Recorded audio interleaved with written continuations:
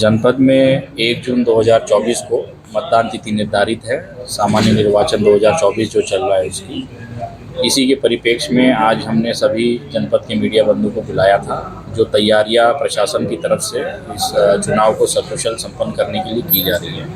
मैं आपको बता दूं कि जनपद चंदौली में 2 लोकसभा निर्वाचन क्षेत्र आते हैं, जिसमें से एक लोकसभा निर्वाचन क्षेत्र चंदौली का मैं रिटर्निंग अफसर भी हूँ।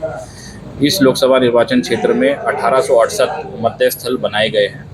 इनमें से 3 विधानसभाएं सैयद राजा, सकलडीहा, मुगलसराय ये जनपद चंदौली में है, और शिवपुर और अजगरा ये 2 विधानसभाएं जनपद बनारस में आती हैं। सभी मतदेय स्थलों पर एएमएफ की फैसिलिटी यानी कि मिनिमम आधारभूत सुविधाएं जो हमको देनी होती है मतदाताओं के लिए, वो सभी हम लोगों ने सुनिश्चित की है। हमारा प्रयास है कि गर्मी को दृष्टिगत, लू के दृष्टिगत सभी मतदान केंद्रों पे एक अच्छा वातावरण रहे। वहाँ सभी जगहों पर हम लोगों ने छाया की व्यवस्था के लिए टेंट या शामियाना लगाने का निर्देश दिया है।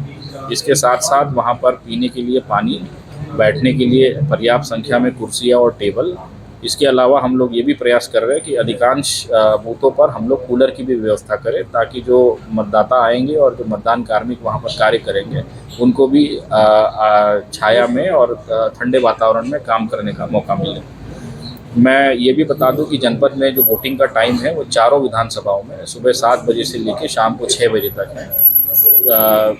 जो भी मतदाता शाम को 6 बजे तक मतदान स्थल पे आ जाएंगे, मतदेय स्थल पे आ जाएंगे, उन सभी की वोटिंग सुनिश्चित कराई जाएगी। तो कोई भी ऐसा व्यक्ति नहीं रहेगा जो उपस्थित हो गया और उसका वोट वहाँ पर नहीं हो रहा है।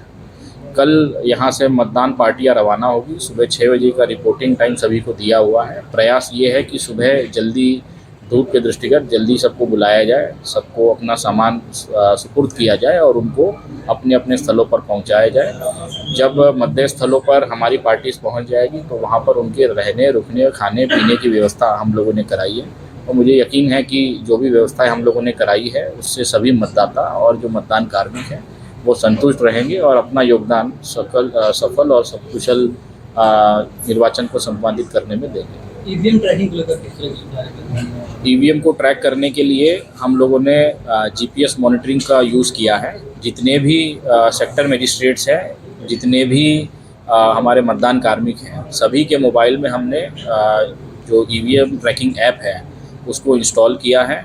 यह ऐप के माध्यम से जितने भी कार्मिक जिनको ये ईवीएम सपुर्द की गई है उनको ट्रैक किया जा सकता है कि उनका मूवमेंट किस प्रकार से हो रहा है। इसके साथ साथ जो रिजर्व ईवीएम्स तहसील हेडक्वार्टर पर चुनाव के दिन ले जाई जाती है, जिससे कि यदि कहीं कोई ईवीएम की खराबी होती है उनमें से रिप्लेस कर सके, उन ईवीएम्स को भी जब मूव किया जाएगा तो उन सभी ट्रकों में, उन सभी गाड़ियों में जीपीएस डिवाइस लगाया जाएगा। इन सभी जो गाड़ियां हैं और इन सभी कार्मिकों की जो ट्रैकिंग है वो यहाँ जनपद के कलेक्ट्रेट में स्थापित कंट्रोल रूम में ईवीएम ट्रैकिंग सेल बनाया गया है। उसके माध्यम से हम लोग लगातार कर रहे हैं, और इसके पीछे मंशा यही है कि किसी प्रकार का कोई भी संदेह जो है वो किसी के मन में ना रहे और ट्रांसपेरेंसी के साथ ईवीएम का मूवमेंट हम लोग कर सकें।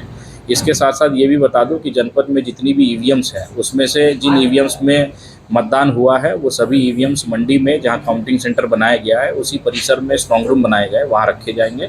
शेष जितनी ईवीएम है जो अप्रयुक्त है, जो खराब हो गई थी और मतदान नहीं हुआ था, और रिजर्व ईवीएम्स है, उन सभी को कलेक्ट्रेट में एक नया स्ट्रॉन्ग रूम बना है उसमें अलग से रखा जाएगा, ताकि किसी प्रकार का अगेन कोई कन्फ्यूजन किसी भी पॉलिटिकल पार्टी को, किसी भी कैंडिडेट को या किसी भी आमजन को ना हो। सर, जौनपुर में जो मामला हुआ ईवीएम लेके, उसको देखते हुए यहाँ क्या कहें? जैसे मैंने बताया कि हम लोगों ने ईवीएम को 2 अलग अलग श्रेणी में बांटा हुआ है, और आयोग के निर्देश भी इसी प्रकार से है कि जो पोल्ड ईवीएम्स है, जिन मतपेटियों में मतदान को कैप्चर किया गया है, उन सभी ईवीएम्स को स्ट्रॉन्ग रूम में लाया जाए। शेष जितनी ईवीएम है उनको उस परिसर से एकदम दूर रखा जाए। इसीलिए कलेक्ट्रेट में जो नया भारत निर्वाचन आयोग के द्वारा ही फंडेड एक वेयर हाउस बना है, उसके अंदर हम लोगों ने ईवीएम्स को रखने की व्यवस्था की है। यहाँ पर हमने जो पॉलिटिकल पार्टीज़ है उनको भी इंटीमेट किया है कि वो भी अपने एजेंट्स यहाँ लगाए। सीसीटीवी कैमरा की व्यवस्था ऑलरेडी कर दी गई है, पुलिस की गार्ड भी यहाँ लग चुकी है, और पूरा प्रयास है कि किसी प्रकार से, जैसे मैंने कहा, कि कोई भी संशय किसी के मन में ना रहे। जो भी ईवीएम्स ट्रांसपोर्ट होगी वो लगातार ईवीएम ट्रैकिंग ऐप के माध्यम से वॉच होगी। साथ ही साथ हम लोगों ने जिम्मेदार अधिकारियों को, मिनिमम तहसीलदार लेवल अधिकारी जो है वो इन ईवीएम्स को मूव कराएगी अपने साथ। तो वो जब मूव करेंगे तो उनकी भी ट्रैकिंग हम लोग करते रहेंगे। जितने सेक्टर मजिस्ट्रेट हैं जब वो अपने आवंटित क्षेत्रों से वापस मतदान करा के लौटेंगे तो मंडी जाने से पहले वो यहाँ आएंगे कलेक्ट्रेट में अपनी सभी मतपेटियाँ जो स्पेयर वाली है जमा कराएंगे और तत्पश्चात वो वापस मंडी जाएंगे जहाँ अपनी पोलिंग पार्टी जो उनको आवंटित है उनकी पेटियाँ और उनके प्रपत्र जमा कराएंगे और फिर स्ट्रांग रूम सील कराएंगे। नक्सल क्षेत्र भी है वहाँ वोटिंग।